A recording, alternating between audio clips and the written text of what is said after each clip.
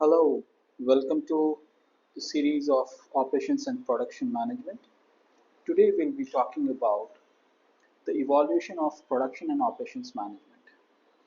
Uh, from ancient era till today, the way that production and operation management has evolved, we are going to talk more about that. So in this, we'll be talking about various uh, era or various phases in which productions and operations management has evolved. So overall, we are going to talk about four key eras. First is production focus. That is from the late of 1700 to 1800s. This is the time where exclusive produce were manufactured or product were manufactured by individuals. So it is during 1700 to 1800 where we'll be talking about more of a kind of scenario that was there, like craftsmanship, where expert artisans used to manufacture or produce goods for consumers. But these produces, because it was individual handcrafted and it was made by artisans, so produce or production was very small and every piece was made by hand, right? So it was time consuming process and all. We'll discuss more in detail in coming slides. But first phase is about production focus, which is in late 1700 to 1800. Second is cost focus. Now, as during the production focus, which was taking longer time for people to produce, artisans to produce, because of that reason, cost was increasing very high, right? Because it used to take time, procurement of raw material, and then every piece was made by hand. So there was no tool that was made, and it was not automated or it was not put in a machine kind of thing. So it was time consuming. Because of that, cost it was costing more in production focus. The moment we come about the next phase, which is the cost focus, where the focus was more on reduction of the cost. This ranges between 1800 to 1900, where mechanization, machineries, factories, looms, that started happening. Third phase is quality focus. So in production focus, it was more of a man-made product, handmade product. Cost focus, it went in a producing large in quantity. Third phase was quality focus, where not only producing large number of products, but also it was about maintaining the quality.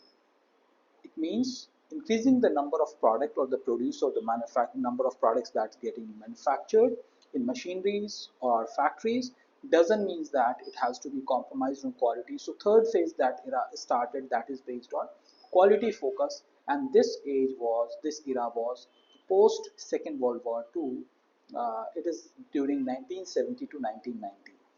Fourth is quality and efficiency focus, which started from 1990 till present. Under quality and efficiency focus, which is 1990 to present, it has again gone in multiple phases. We'll be discussing that more in detail in coming slides. So let's understand about production focus, which is in late 1700 to late 1800.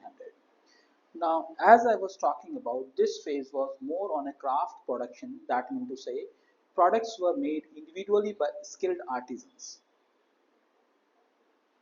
Features high customization, low output, long lead time, and expensive production. So these are the features of craft production. High customization means every product was made individually based on custom requirement. For example, a shoemaker or blacksmith has to make shoe.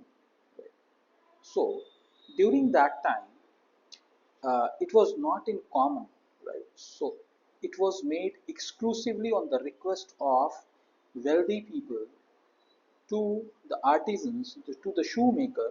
So based on the design, based on the size, based on the type of shoes that person is looking for, the craftsman used to customize it, make it for individual interest, right? And that used to take long time. It was high customization, long lead time, which was making low outputs, means number of product that can be produced could be lesser, and because of that it was expensive.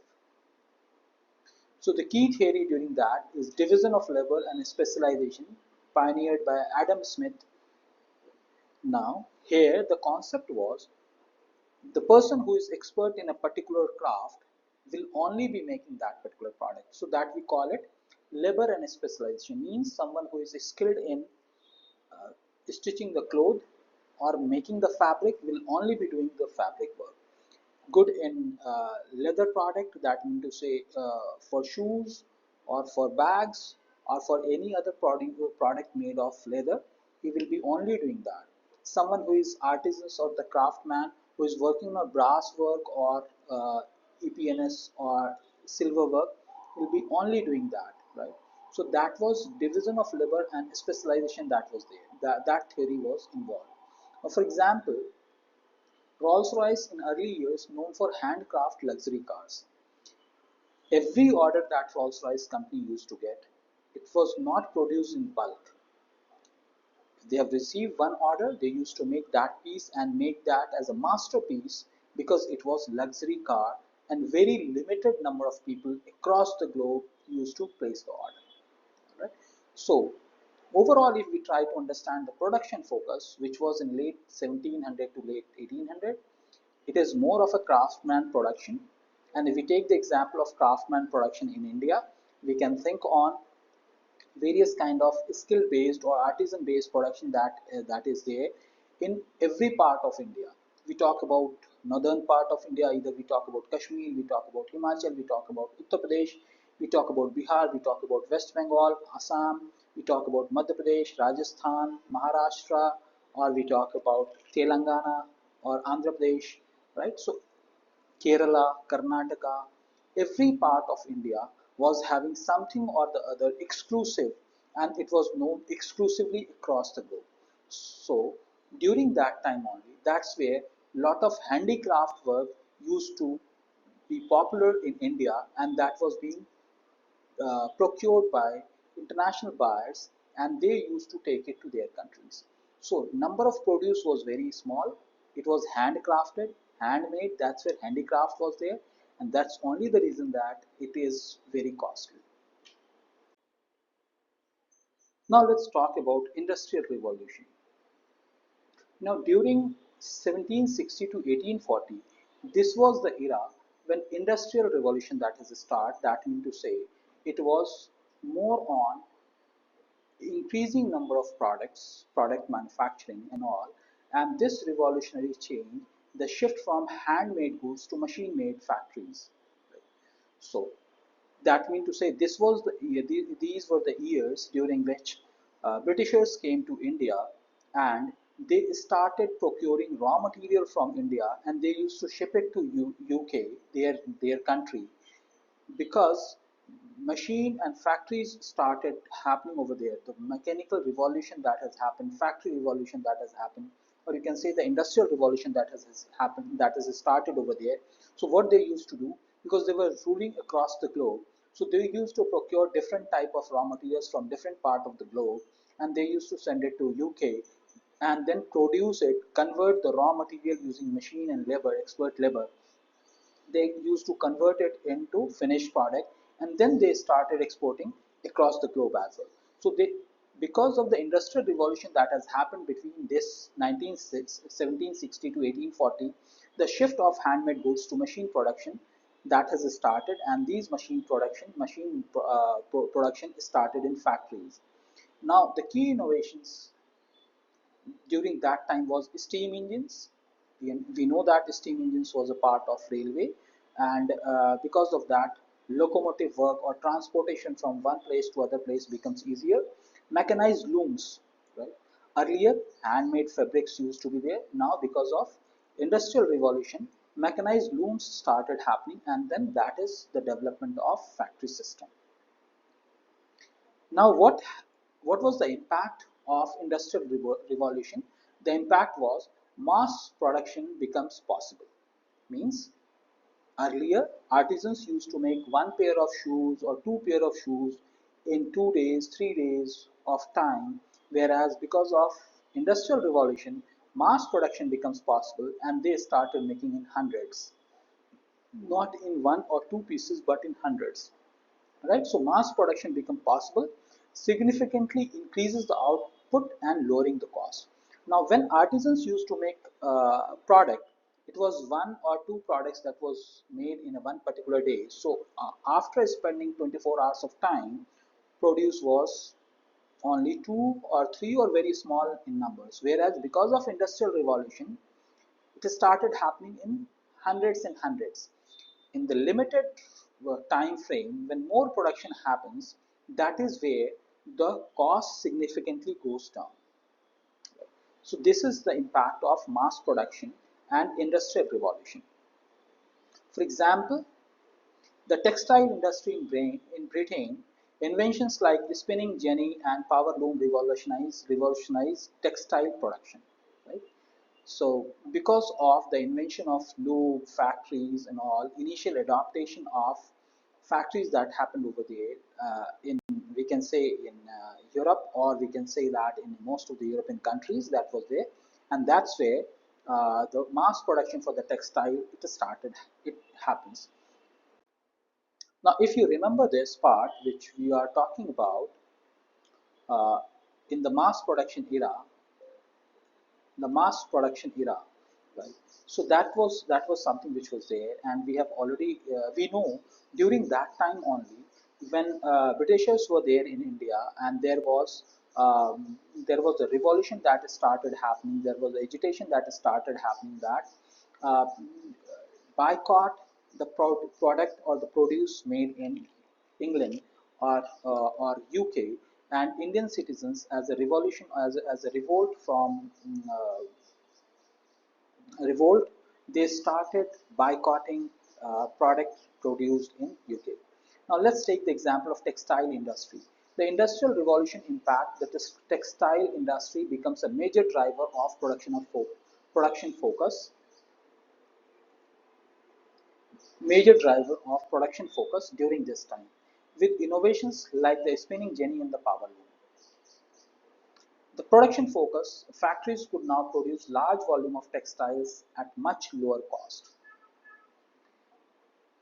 This is example Arvind Mills. It's an Indian brand, but they started adopting this industrial revolution during those times. And Arvind Mills India, the major textile producer, early adoption of mechanized looms during British era, and even Arvind Mills is existing today. Now let's understand about the cost focus. So from craftsmanship, that is production focus, to cost focus, which is late 1800 and early 1900. So objective was to reduce production cost while maintaining output. Right. So the quality of, it's not about uh, only producing the product, but also maintaining the cost to bring it down so that more number of users can consume it. Now, because to make this happen, assembly line, that is the introduction of Henry Ford in 1913 for mass production for motor T cars, that was the concept which is there. Now, when we talk about the assembly line, that means to say seamlessly, means from one place to other place inside the factory, it goes through the conveyor belt, and there is a process, there is a schedule, there is a mechanized process that it goes from one place to other place, one part of the department to other department, one person to other person, in a proper fashion, proper way, so that things will be done in organized way. Initially, it was done by Henry Ford, who is the founder of Ford Company. Now, the key innovations, it was the assembly line drive, division of labor, and economies of scale. When we say assembly line, that means to say it a product made by one particular department or one particular group of people has been sent to other group by mechanized bells and all, so that there is no human intervention, and then product will go from one department to other department, or one set of people to other set of people. One department will be producing it as an output, other will be consuming as an input, and it used to go. That is the process of assembly line. Now, when we talk about division of labor, that means to say people who are expertise, like a particular, like everyone will not be doing every job. right? So particular expert people that they will be doing they'll be doing that part of the job, and that's where economies of scale, that mean to say production can be increased to a larger extent, and that is where the cost has also gone down with the efficient in an efficient manner. Now, taking the example over here, Ford Motor Company, the assembly line reduces the production cost significantly by making cars affordable for the middle class. In the previous, when we spoke about the production era, where we have seen the example of Rolls-Royce, because it was a luxury car and it was made individually for each order, because it was ordered by either ruler of a particular country or state and all. So they had their own customization. So based on those customizations, Rolls-Royce company used to customize it for the individual needs. Whereas when we and because of that reason, cost could not be controlled.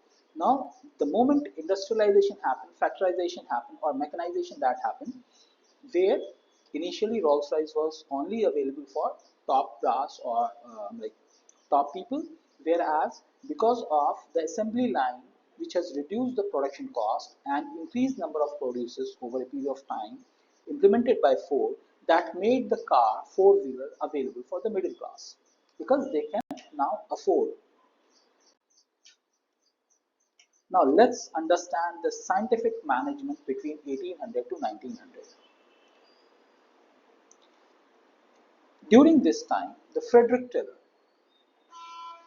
scientific management, if we talk about, emphasized on the best one of the best way to perform tasks, breaking down work into standardized, efficient unit.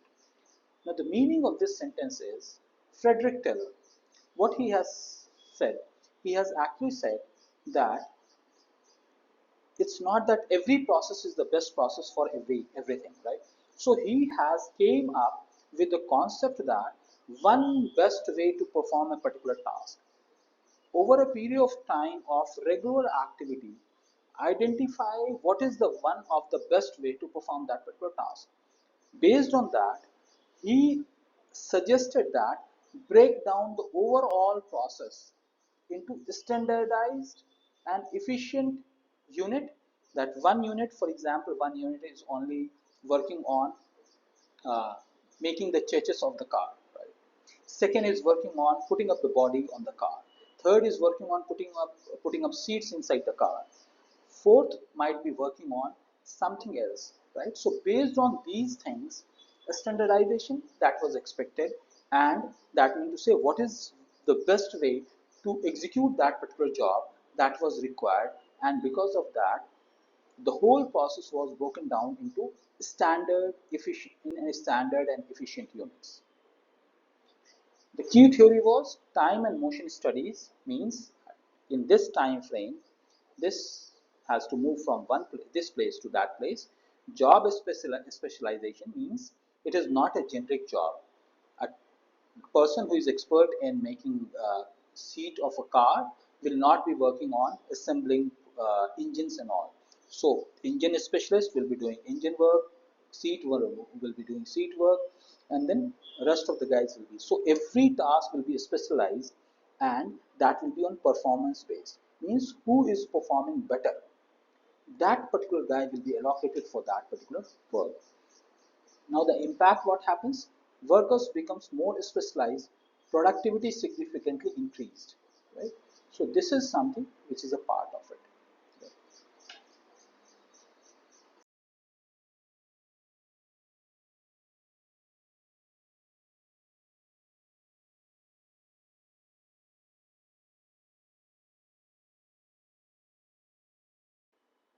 Next, let's understand what happens after World War II.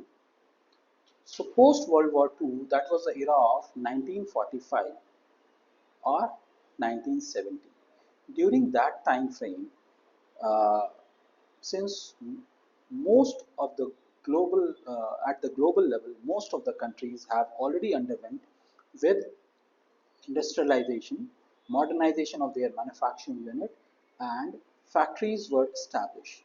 Now, after World War II, when uh, when colonization almost stopped, that means to say Britishers or other French and other country started going back to their native place, and after World War II, a lot of things has changed. Now this was the time when US attacked Japan, and to get out of that particular distress, there was lot of there are a lot of changes that has happened over a period of time. So shift to production planning and control means it was the intro during that time.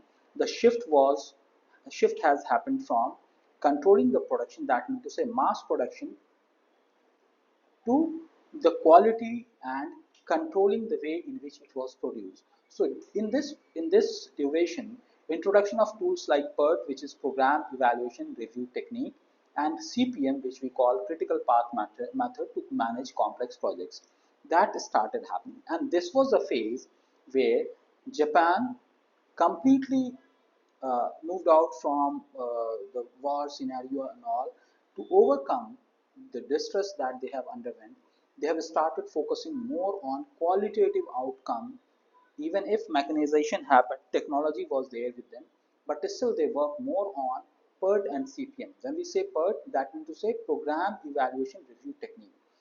They were programming it in such a way that every production was reviewed, and then based on the feedback, next process was optimized and undergo with the critical path method. That means to say which path is the best for moving a product from one place to other place or one department to other department.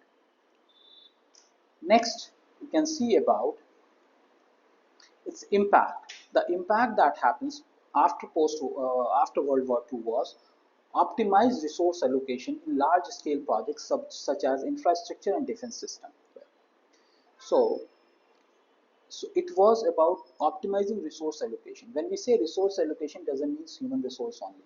It is raw materials, supplies, collection of raw materials from various parts of the globe, or moving it from one location to other location. So every resource allocation has to be optimized for large scale projects such as infrastructure. Post World War II, infrastructure development start happening across the globe, and every country start working more on their defense system, strengthening their defense system to avoid war or attack from any other neighboring or any other country.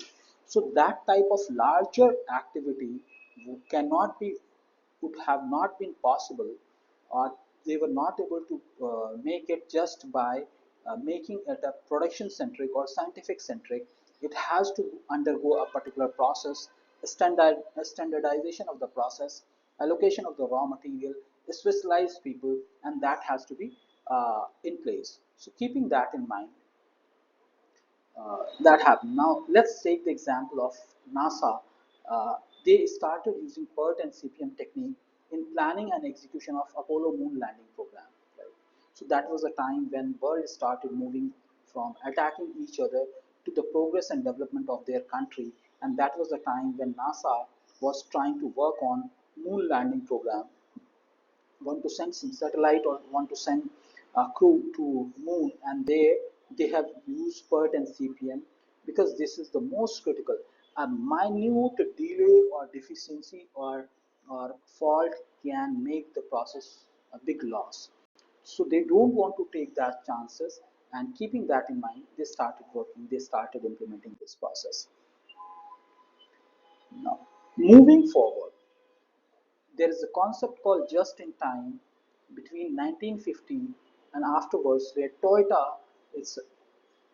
So the concept is minimizing the inventory and deliver raw material only when needed. During the process of industrial revolution, what was the pattern? The pattern was, if you have to produce or if you have to manufacture some goods, you have to store raw material in advance, right? And that used to engage lot of fund, lot of finance, lot of cash, a lot of monetary involvement was there. And the challenge was not only to produce goods or manufacture goods, but challenge was also to keep raw material in advance, so that in case there is a scarcity, there is high demand of the product, They should not be having any delay, and they can continue manufacturing the product. This was the case in at the global level.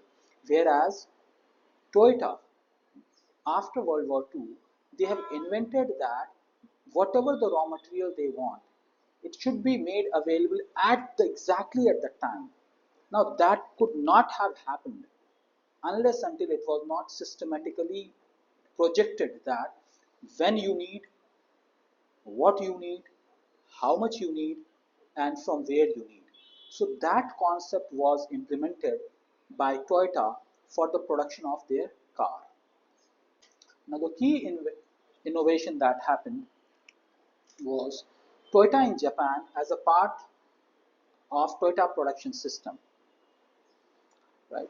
So Toyota is a Japanese company and they have production system that they implemented a production system, we call it TPS. Now the impact was significant cost reduction, reduce of waste and improved efficiency in manufacturing processes. So this was the significant change that has happened over a period of time. It was a complete revolution that you need not to waste your resource and keep it idle or unutilized, because that much of fund can be utilized for in some other constructive and productive way, and that is only possible provided every raw material supplier or the company who is taking the raw material, they have synchronized their production process, and there is a well in advance raw material supplier will be notified that what, when, how much, and at what particular price that particular product should be made available, to make sure that there is no hindrance in the development or the production of product. Now let's take the example of Toyota. Toyota has used JIT, allowing them to produce cars faster and less wastage, and inventory require least inventory or no inventory, giving them a competitive edge. Right? So when inventory was not required, when less of wastage was there, optimal utilization of resources that happen, that means to say it is going to reduce the wastage, it is going to reduce the increase the productivity, and the consequence was it has it has gained the momentum and reduced the cost of a car to a larger extent that made Toyota as one of a popular brand and efficient and cost effective car company at a global level. Let's look at furthermore detail about this particular example of Toyota. So by implementing JIT and lean manufacturing, JIT is just in time. Toyota revolutionized the auto industry by producing cars with minimal inventory. One cannot say no inventory, but minimal inventory. So it has completely revolutionized the production process of automobile industry. Right? Benefit was reducing storage costs, so you don't require inventory. So when you don't require inventory, you don't require a space to store the inventory. So space is also solved, so you can better utilize the space for better work. Improve quality and faster response to the market demand, right? Whenever there is a change in the market demand, so nothing was produced already, and it was like based on the demand, you need more inventory, you need less inventory. System was set in such a way that it was helping to reduce the cost, reduce the overall cost. Toyota production system becomes the benchmark for efficiency and waste minimization. So Toyota has established themselves as a thought leader or someone who established and have actually practiced it in a proper way to showcase how inventory can be minimized and production efficiency can be still maintained. Moving forward, there was a focus that has started, like, so initially artisans were making, that mean to say production centric, number of producers that went on, industrialization or mechanization or factorization, that factories start happening. Then during that time mass production starts happening. mass production that has reduced the cost and everything that was there. So, but number of products that used to be manufactured started increasing very high, right? Cost started going down and all, but the major challenge that was still there about the quality focus, right? uh, the cost started going down doesn't mean that someone has to compromise on the quality, because ultimately the objective of production and operation management is use of man, machinery, material to convert it into finished goods in an efficient, timely, qualitative, and price controlled manner. So everything has to be in control. It's not that when quality cost is in control doesn't mean that quality can be compromised. No. So the shift has happened from 1970 to 1970 to 1990 about the quality focus. In this, emphasis was shift from quantity to quality in the production management. So shift has happened that was more on a qualitative work rather than only on quantity. The key factors, key theories that was implemented was total quality management, which is TQM, and statistical process control, which we call SPS, followed by Six Sigma. These are some of the terminologies, these are some of the concepts that we'll be going through in subsequent topic or subsequent lectures that will be coming in future, right? So in this, total quality management means every place, every piece of product has to be maintained a particular quality, and this quality is to make the customer happy, not only happy but beyond that. So objective was continuous improvement, customer satisfaction, and reducing defect. How quality can be improved? By reducing defect. So it was continuous improvement. Every next version was better than the previous version. It was with the intention of customer satisfaction, and it reduces the defects. When defects were there, means faulty products will be less. When faults will be less, obviously customer will be happy and cost of production will also be better. For example, Xerox, that is a photocopying machine, implemented TQM to improve the quality of the copier and regain market leadership in 1980s. You can go and check the case study of Xerox. This is not the time to explain all about that, but here we are just taking the reference to make you understand how just on maintaining one particular aspect someone can be a market leader. Now let's understand what is TQM. So the key concept is customer focused, continuous improvement, and involving all employees in the quality process. The main challenge is to make every employee of the company understand that their consciousness on maintaining the quality is going to directly impact the profitability and brand of the company, right? So if profitability of the company will increase, for sure employee of the company will get benefited, and they are the one who are going to be ultimate gain taker, right? So the main concept of TQM is customer focus. What customer wants, what can satisfy them, what can make them happy, and then it requires continuous improvement. That means to say continuous feedback from the customer, from the market demand, and what are the changes that is required. So that has to be happen, and make sure that every employee is a part of it. It's not that just management understands that quality is important, it's done. No, it's not like that. So every employee has to be a part of this process. Now the key innovators were W. Edward Deming and Joseph. So the impact was company began prioritizing not only efficiency but also product quality to remain competitive. Right? So it's not about prioritizing not only on the efficiency, means how efficiently you are making a product. No, not like that. How efficiently you are making plus how qualitative product you are able to maintain, and then you are also above other competitions. Example, Toyota Kaizens. Toyota adopted TQM principles, continuously improvement, principles of continuous improvement. Kaizen will be looking into it in subsequent topic to ensure ongoing process refinement and product quality.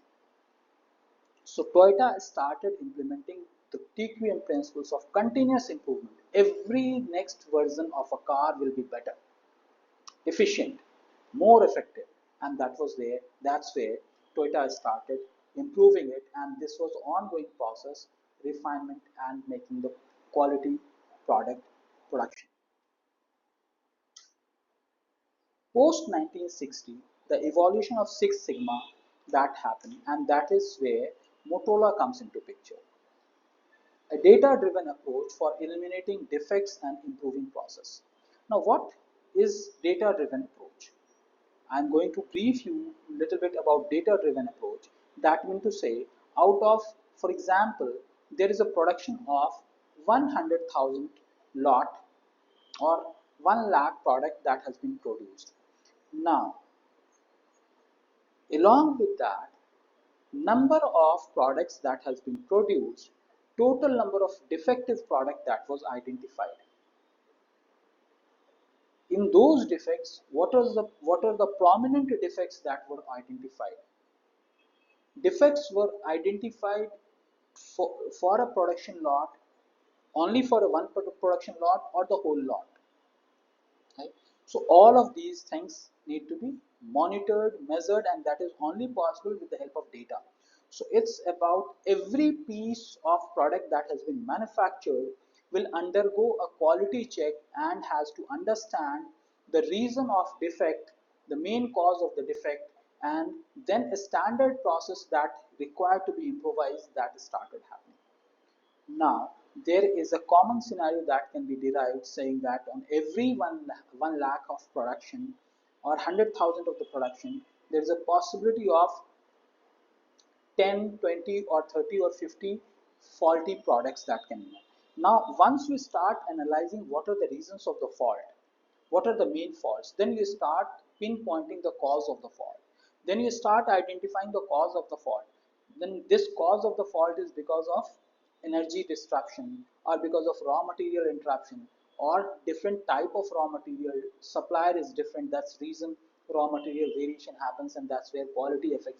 So every possible component has to be identified, and that is only possible with the help of data analysis.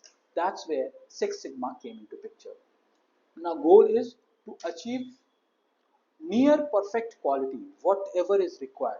Now I have given an example of in every 100,000, for example, there is a 4 or 5 defective products or 50, 25 or 50 defective product. Objective was not that. Objective was almost to bring it to zero. Means every million product that is being manufactured, 3.4 defects on per million opportunities. That means to say 1 million means 10 lakh product being produced, and defect has to be 3.4, means not even 4 products should be faulty in 10 lakhs of product or 10,000 products. It's a 3.4 defect, means making it, bringing it almost, you cannot have it in percentage as well, it's very less, right? Even less than 1%, not even 1%, I'm like far lesser than 1%, right? So every 1 million product, 3.4 defects means almost negligible. Its impact, adopting a large corporations to ensure process quality.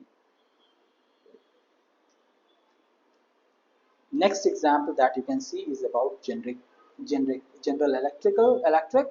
GE saved billions in operational costs by adopting Six Sigma in 1990s.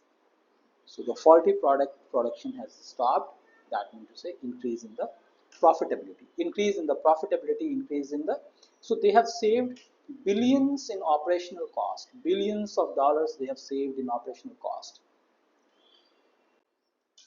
Let's understand about another example of furthermore about Motorola and Generic Motors. Motorola pioneered Six Sigma to reduce defects and improving product quality. Under the guidance of a leadership of Jack Welch, Six Sigma becomes a critical part of GE operational strategies, reducing or resulting in billions in cost saving. So it's not easy task, but they achieved it, Motorola and GE. Now let's understand the quality and efficiency focus from 1990 to present. Now 1990 was an era of LPG. We call it liberalization, privatization and globalization, where globe become global village. Countries, they started easing their trade barriers, and then they started trading with each other. They undergone they have undergone various what you can say various agreements to make the trade easy.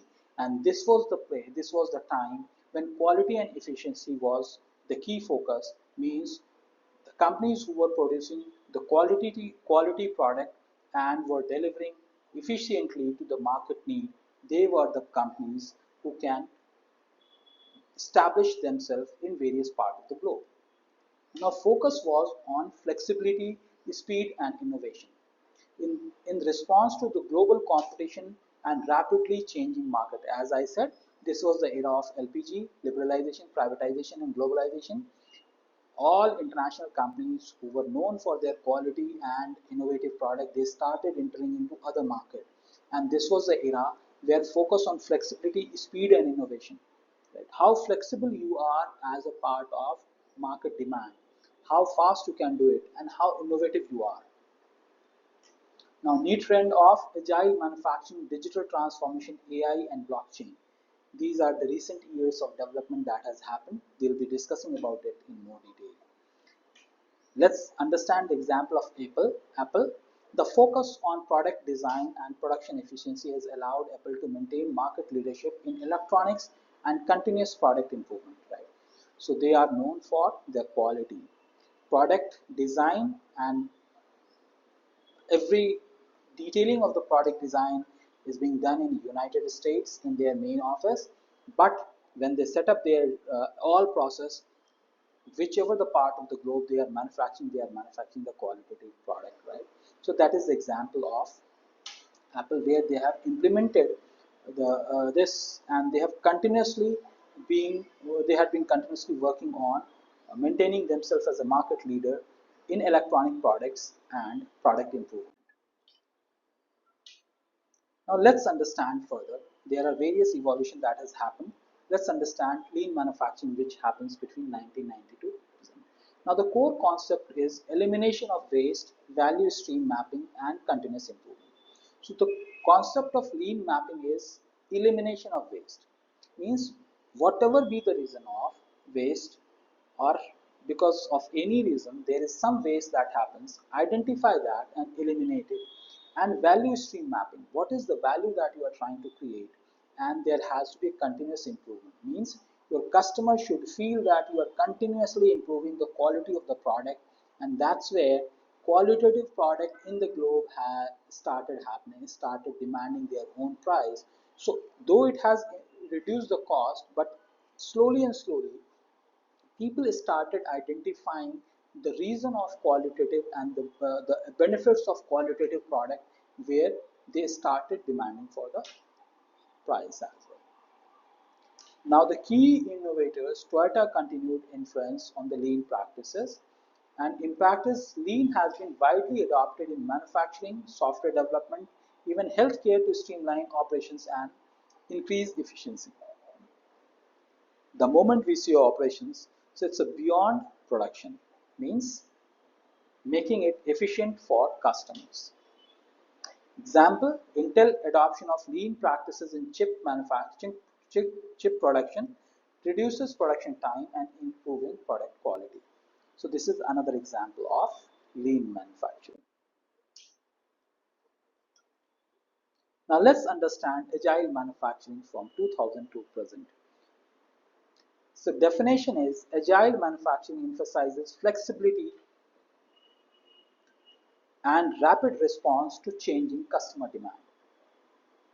It is more emphasizing on flexibility because market demand is very volatile. It's changing every time. So if you receive a change in the product design or product feature now, and you feel that you are going to implement it after 2 years or after 1 year, by that time anyone else will come and implement those things in the product, and they will become market leader. Not to lose the opportunity, agile actually came where a process of design thinking, agility, and incorporating change request, your process has to be flexible enough so that you whatever the change request that comes, it should adopt and then convert it into the final produce, right? So emphasizes on flexibility, rapidly response of changing customer demand. Key innovations are quick changeover techniques, modular production systems, and AI-driven demand forecast. So, what happens? Companies started investing more on data-driven approach and artificial intelligence and into modular production. Means whole lot of the product will not be produced in one go. So one module by module. So in case any changes has to be done in a one particular module, that can happen immediately and instantly, and that can be incorporated. Impact was companies can produce customized product faster. So in case a lot of product which is required, that requires some level of customization, so rest of the part will remain same, only exterior customization or something in the interior customization that is required in a car or four-wheeler, that can be done faster because rest of the product will be manufactured accordingly, catering to the customer specific needs with minimal delay. Again, this is very lucrative example, and I remember I'm also when I was purchasing a laptop from Dell using online platform, they have actually revolutionized the computer industry by using agile manufacturing technique to deliver custom built PCs based on real time customer demand. So this, they used to give us an option saying that out of the configuration, you can choose what configuration you want for your product. I remember when I have chosen my product, I specified about what will be the screen size, what will be the component detailing and all, and then order was placed, and I had not received those orders instantly. It went, these requests went to the manufacturing unit in Malaysia. I ordered in India, and and I could have tracked what are the changes that is happening, right? So I was able to track that uh, the production process. I'm like that mean to say where about my product. So those requests went, and then it was customized, and later on it was made, and then it was shipped to me, and I received it in the format of complete customization. And I was really happy because color of the system, the keyboard and other things was exactly in the same way as I expected, and that actually delighted me. So that is the example what I mean. Now let's understand, if we don't talk about Tesla, probably all these quality, quantity, innovation, invention is of no meaning, right? So let's understand Tesla Motors. So agile production. Right? So Tesla's uh, gigafactories are a perfect example of agile manufacturing, where advanced robotics and AI are used for rapid vehicle production and software updates. AI and machine learning. Tesla leveraged AI to predict component failures and optimize production scheduling. In practice, Tesla has set new benchmark for agility in car manufacturing. Like Toyota has set up benchmark for minimization of inventory and waste management, Tesla has set up a benchmark for agility in the car manufacturing. Well spoken about AI in production and operation management, artificial intelligence in production and operations management. AI in manufacturing, it's a predictive maintenance, demand forecasting, and production optimization. It helps you to predict faster and accurately, right? So you can predict what is going to happen, right? And you can also demand your forecast that what will be your demand, so that you should not overproduce or underproduce, and production optimization, keeping everything, demand, supply, raw material, manpower, everything in control. Its impact: AI helps reduce downtime, optimize production schedules, and improve resource utilization. The example of Siemens use AI-driven systems for predictive analytics in manufacturing, reducing machine downtime and improving overall efficiency. Over a period of time, in subsequent topics and chapters, we'll try to see how these can be utilized. But in current scenario, companies who want to be ahead of competition, they have to be dependent, or they have to use AI data-driven approach to make sure that their production and operations management are in control and they are able to deliver as per the market needs. Next important terminology is blockchain. So blockchain for supply chain transparency, it provides a decentralized ledger to track the origin, movement and condition of raw material and product.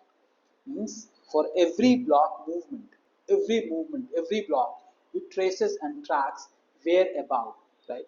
So it's not that, for example, raw material starts from one particular destination and is moving on truck, and truck is not getting tracked. So whereabout, what happened in between, you don't have any clue. It's not like that. It's a completely tracked, so that how the movement is. In recent days, we can see if you are placing an order from any of the e-commerce platform, you can see order placed, product packed, picked from the warehouse, it's in the logistics, courier company has picked it, it's in transit, and you are going to receive it in so and so time. Right? So that reduces the anxiety, and you know whereabout of your product. So this is actually helping us for better transparency and origin, movement and condition of the raw material. In practice, companies like Walmart and Nestle use blockchain to ensure transparency and traceability of their global supply chain. In domestic, yes, it's quite important, but if products are coming or raw materials are coming from overseas, very difficult, right? And to minimize the anxiety, this is something that has been used by Walmart and Nestle. Now, benefit is increased trust, security, and efficiency in production process. You'll be able to actually tell your customer when they are going to get their product. So, understand about agile and AI in security in service industry. So, adoption in AI, airlines and healthcare. Agile principles and AI are being adopted outside manufacturing to improve operational efficiency. When we say operational, that means to say product plus service, right? So airlines and healthcare, they have started using a lot. Example is of Delta Airlines use AI for predictive maintenance and ensuring planes are serviced before failure occurs, while Mayo Clinic leverage AI to optimize patient care scheduling. Right? Now, how they are doing it, that's the subject of a case study that we can do it later. Likewise, we can understand about all these things. Okay, so overall, whatever we have discussed so far about the evolution of production and operations management, how it has evolved right from the craftsmanship to agile, blockchain, uh, like you talk about agile, you talk about blockchain, you talk about machine learning, you talk about any new techniques and all. So that has evolved over a period of time. We have also seen some of the examples that is related to these various phases of evolution that we have discussed. Right now, moving forward, I would like to discuss on a couple of important questions related to evolution of POM, and these questions could help students of who are pursuing MBA, and especially this subject of production and operations management. They can look into these questions that could be something that can help them in terms of preparing for their exams as well. Now let's take the example. First question could be, how did the industrial revolution changes the focus of production and operations management? Right. So this is about right from the start, which is early 70s to late 80s, then 80s to 90s, 90s to World War II. After World War, there was uh, quality process. Toyota used it, TQM and PERT, CPM by NASA, and also their complete processes there, right? So let's see. The Industrial Revolution, late 70s to mid 80s, marked as a shift from craft production to mass production, right? So you can see it is craft production to mass production. Prior to this, goods were handmade by skilled artisans, leading to low output and high cost. The Industrial Revolution introduces the machines and the factory system and steam power, enabling large scale of production of goods at a lower cost. I have just kept few important pointers, but you are not only supposed to write this much for your exam. If this question is there, you have to make it more elaborative. I have just put a summary of it. right? So you can elaborate it with the various examples, with the various definitions, various techniques, various events that has happened over a period of time at a global level. Theory concept, the factory system and division of labor as articulated by Adam Smith allowed workers to specialize in a specific task and improving efficiency. Right? So, task specific efficiency that was incorporated.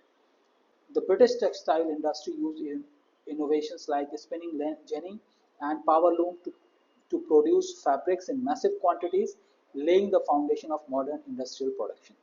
This is one example. You can take the example of Irving Mills adopted in India or any other examples, what you can identify in various books, or you can identify it near you. Next example, next question is, what is the scientific management and how did it impact production in early 20th century? The scientific management developed by Frederick in early 1900 emphasized finding one best way to perform tasks through time and motion studies. One best way to find to perform the task for time and motion studies means what time and how fast. It introduces standardization, task specifications, and perform-based incentive to increase productivity. This is perform-based incentive for the employees that if they are producing a product and that has no fault or they are making it much faster, much better, probably they are someone who are going to be benefited, they will be rewarded. Taylor's scientific management aimed to maximize workers' efficiency and minimize waste by breaking down tasks into simple, repeatable action. When it is simple and repeatable, that means to say process will be defined. How to use, best do's and don'ts, everything will be standardized and one need not to put their brain, they just need to follow it.